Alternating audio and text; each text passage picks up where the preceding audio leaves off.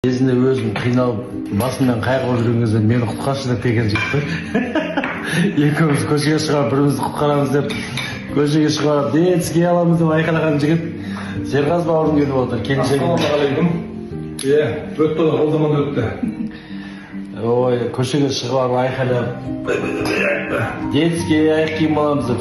Серғазбен біз қанша жүресің бе, Серғаз? Ол кезде біз 41-деміз ғой.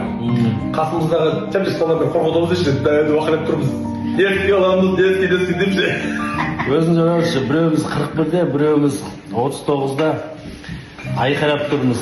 Ақша соншалықты мұқтаж болған ғой, енді соншалықты мұқтаж болдық ақшаға. Енді Алланың қалауымен қазір секе басын, келіншегі бар, бала шағасы бар, үй жай бәрі бар.